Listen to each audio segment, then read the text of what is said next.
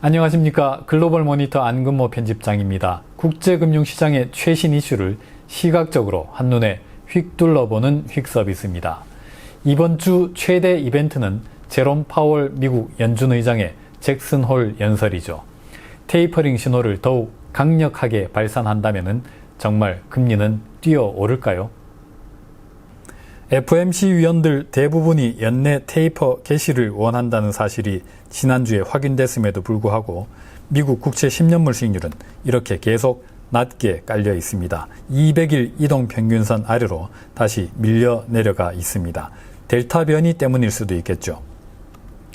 이달 들어서 빠른 속도로 상승 중인 달러, 그리고 가파른 속도로 하락하고 있는 국제유가는 미국 장기금리를 낮게 누르는 배경이 되고 있습니다. 달러가 강해지고 원자재 가격이 떨어지면 인플레이션 전망이 낮아지니까요. 델타 변이 때문일 수도 있지만 테이퍼링 전망 영향일 수도 있겠죠. 미국 장기금리에 큰 영향을 미치는 국채시장의 기대 인플레이션은 최근에 이렇게 다시 뚝 떨어졌습니다. 파란색은 5년 기대 인플레이션, 빨간색 선은 연준이 특히 중시하는 5년 뒤부터 5년 동안에 해당하는 장기 기대 인플레이션입니다. 연준이 흡족해 할 수도 있겠네요. 하지만 델타 변이 때문이라면 연준이 긴장할 수도 있겠습니다. 테이퍼링을 미뤄야 할지도 모르니까요. 보시는 그래프는 이른바 달러 스마일을 설명합니다. 그래프가 왼쪽 끝으로 가면은 미국 경제 혼자 잘 나가는 상황입니다. 당연히 달러는 위로 올라가겠죠. 그래프가 오른쪽 끝으로 가는 경우는 미국과 전 세계 모두 경기가 나쁜 상황입니다. 이때도 달러는 강세입니다. 입꼬리가 양쪽으로 올라간 모양, 말 그대로 달러 스마일입니다. 지금 달러 스마일은 어떤 경우일까요? 미국에서 바이러스로 사망하는 사람의 수가 1일 1000명선을 다시 넘어섰습니다. 지난 3월 이후 처음입니다. 일주일 동안 발생하는 확진자 수는 100만 명을 돌파했습니다. 델타 변이가 만만치 않습니다. 하지만 미국의 경제활동이 다시 위축되고 있다는 신호는 아직 뚜렷하지 않습니다. 주간 신규 실업수당 신청은 4주 연속해서 줄어들었습니다. 팬데믹 이후 최저치를 경신했습니다.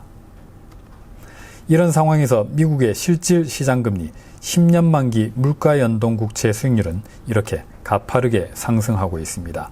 달러화 강세의 중요한 배경이 되는 것이죠.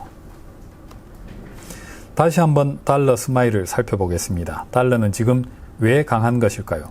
미국 경제가 특히 더 강해서, 그래서 테이퍼링이 목전이라서 달러가 오르는 것일까요? 아니면 미국 경제도 함께 나빠지고 있어서 델타 변이 때문에 달러가 오르는 걸까요?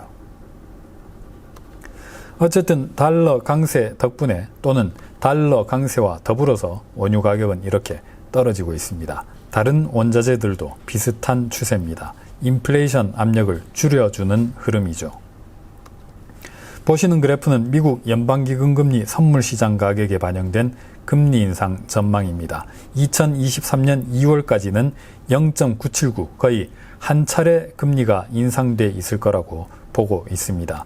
델타 변이 확산이 계속되고 있지만은 금리 인상 전망에는 거의 변화가 나타나지 않고 있습니다. 영화 빅쇼트의 실존 인물로 유명하죠. 마이클 버리, 사이언 자산운용 설립자가 미국 장기국채에 빅쇼트를 쳤다고 합니다. 지난 2월 마이클 버리는 트위터를 통해서 미국 경제 재개방과 재정부양 정책이 인플레이션을 부추길 거라면서 현재 미국의 경제정책을 1920년대 독일 하이퍼 인플레이션 당시에 비유한 바가 있습니다.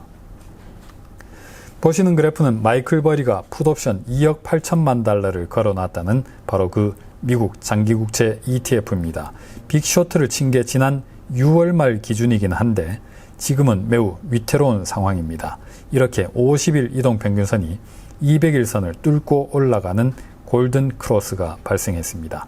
2년여 만에 처음 있는 일입니다. 연준이 테이퍼링을 밀어붙인다면 이 추세가 뒤집어질 수 있을까요? 테이퍼링은 과연 금리 상승제일까요? 글쎄요 정도가 적절한 답일 것 같습니다. 오늘은 여기서 마치겠습니다. 감사합니다.